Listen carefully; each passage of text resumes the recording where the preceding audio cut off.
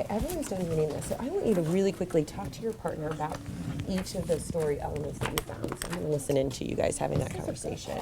So you guys go ahead and talk about it. So what did you guys decide? Go ahead and open this back up, Kyle. So I can The see. good part. The author is Brett Kelly, by the way. So the characters. If you look on the front, it says Brett Kelly. Natty. Do you agree? Yeah. Okay, was there anything else? So Rough Race Girl, her father, Natty. Hang tight, 1 second. I think there was another character there. And her brother. Said he doesn't Okay. know. What about how many? He had a brother. And at the wedding place. And The invisible one. who are we Rough missing? face girl. Think about- the two older sisters. The father. The guy that. What did, think about one of the main invisible characters. We could say the invisible one. You got it. Natty. How many daughters were there? Plot. Is the problems that Three. Her two older sisters. So Rough Face her Girl, and called her Natty, Rough Face and then what do Girl. we call that other daughter? What can we just call her as a For the character? wedding, her Big sister. older We can call her sister sister. didn't leave her Yeah. nothing to Okay, have you There's guys shared? nothing for What did you Rough guys? Face What do you Girl to think wear. about? And No Skylar, you one- can just talk about it no now. one You don't can even have to see worry about the writing it invisible down. one, So what do but you guys Natty- think about but deciding? Natty I and want Rough Face Girl. Tyree. and Rough Face Girl can, but Natty What do you? don't believe her.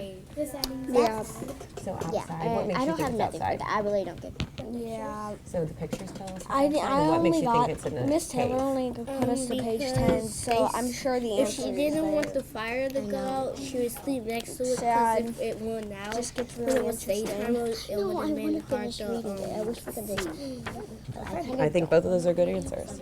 All right, boys and girls, give me 5. Okay, have a seat. Okay, so I stopped you at a point, and we'll finish reading this tomorrow. But before we conclude, I'm going to tie together what we learned about our story elements. So by picking out these story elements, you've picked out the most important things out of the story. Let's talk about the problem really quickly. So what did you guys decide was the problem in the story? Wait, did everybody talk? So what did you decide was the problem in the story when you were talking to your partner? What did you talk about, Simone? Her two older sisters call her Rough Face Girl, and also for the wedding, her older sisters didn't leave her nothing for Rough Face Girl to wear. Okay, does anyone have something to add to what Simone said? What did you have, Lindsay? That the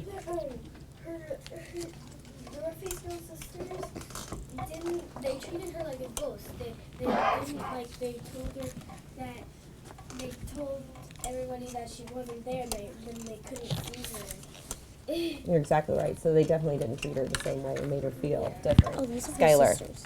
They're pretty, Everybody pretty was like, but everybody was like making fun of her, and I actually think her dress is pretty.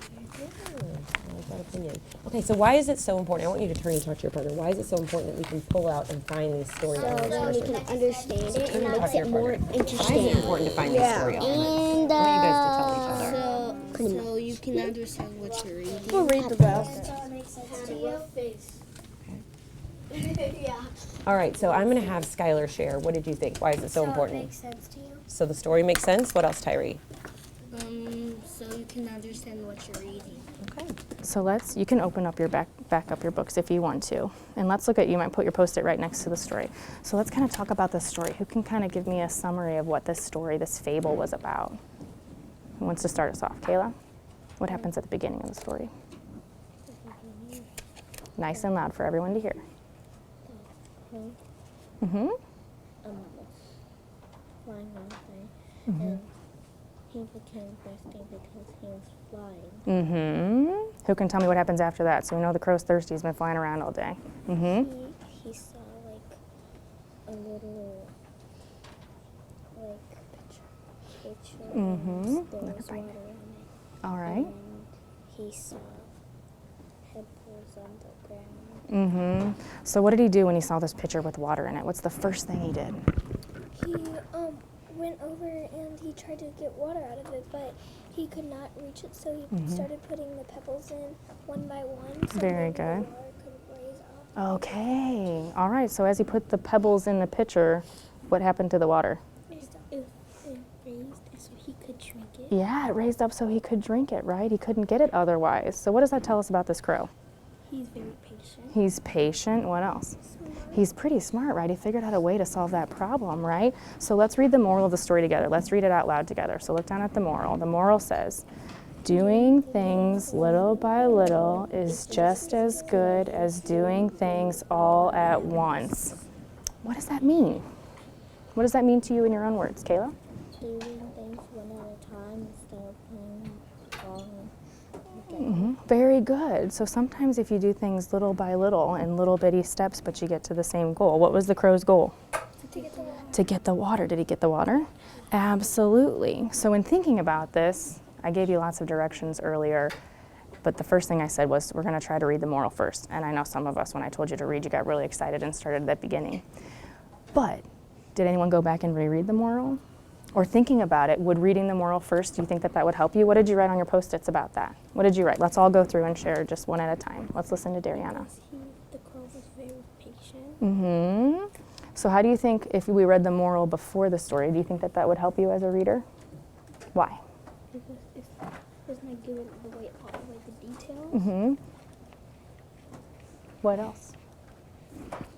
So it might give you some things to look for as you're reading. What's the purpose? So when we're thinking about the purpose of reading the fable, what did you put, Miss Kayla? Let's listen to Kayla. Yes, because you could read the moral first and then think about, is the story going to be like the moral? All right, so think about that connection. What in the story is like the moral? Very good.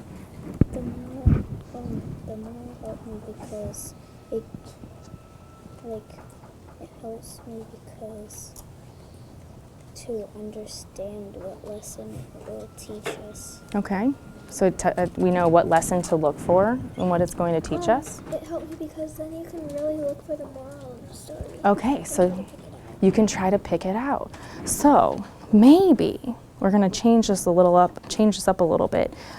We're not going to work on word work right now because we worked on word work on Friday when we talked about using like the word eat, the smaller word, to help us read other words. Do you remember any of those other words from last week? Mean. Like mean, yes, easily, right?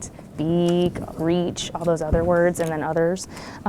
So today, I'm gonna send you off with an assignment, and by sending you off, I actually mean you're gonna stay right here, and I'm gonna move, okay? So that way you're uninterrupted and you can go right into your work. So I'm gonna have you read. We're gonna try this one more time since we didn't quite get there. A little story about the peacock, okay? All the stories about birds. Remember, and that's one of the things. There are a lot of birds in these fables, and what's one of the characteristics of a fable? Dariana said that there was a lot of birds in the ones that we've read so far. What's one of the key things about a fable? They often have characters that are what? That are like real animals. Animals, right? Animals.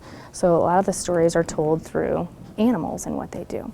So I'm going to leave you with this, and then we're going to come back and talk about this tomorrow. So this time, your purpose is you're going to read the moral of this story first, okay? And then you're going to think, and we're going to talk about this more. You're going to read the moral first, and then you're going to read the fable about the peacock, and then you're going to read the moral again. And then I have a little prompt for you. In your reading response journal, you're going to write to this prompt, okay? And then we're going to come back together later in the week, and we're going to talk about this. So you're going to bring your journals back, and we're going to follow up with that. Does that sound like a plan? So what are we going to read first? The moral. And it's hard because it's at the end of the page, right? But we're going to see, and we're going to discuss, is that going to help us to understand and kind of set our purpose in noticing the text features? Why does it come at the end? Maybe as a reader, it helps me to understand if that comes first. Capiche? Any questions? All right, you get to stay here, and I'm going to move on and check on Friends' vocabulary. Okay. All right, so when you read this article, what were they doing to solve the crimes? Good, they were looking for fingerprints. And what helps them with the fingerprints today? It identifies like who actually did it or what actually happened with whatever they're looking for to solve the problem. Okay, so does the detective look at the fingerprints up close? Is that how they match the fingerprints? Look back in the article and see what they use to help them.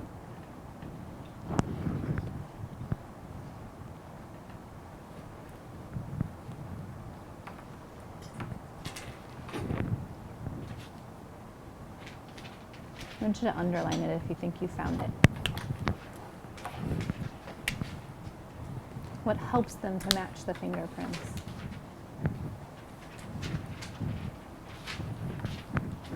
Amanda, what did you find? Computer. So it's not just the detective looking at the fine details of the fingerprints, they're using technology to help them too. When we've been talking about inferences, how do we make an inference? We talked about two important things that we need to be able to make an inference. The evidence and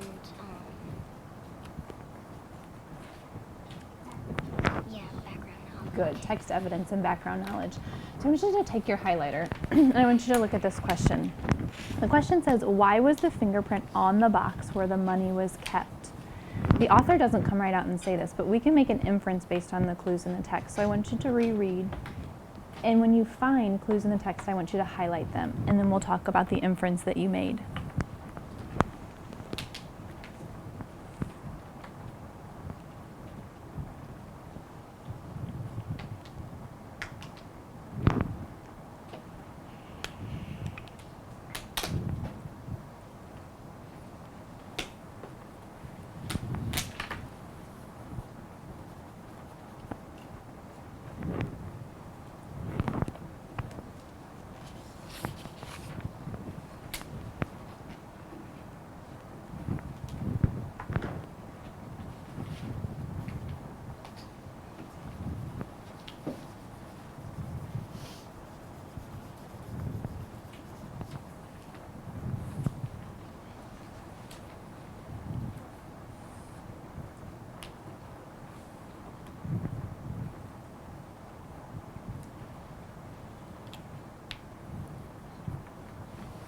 What's the answer to this question, even though the author doesn't come right out and say it? What inference can we make to answer this question? Grace, why was there a fingerprint? Because the print matched the thumb of a man who had been in the area on the night of the crime. Okay, so what inference can we make about the man? Robbery. Right, he was trying to rob the money, right? Does the author come out and tell us that he was trying to rob the money? No. No. What clues did you highlight in the text that helped you to figure that out?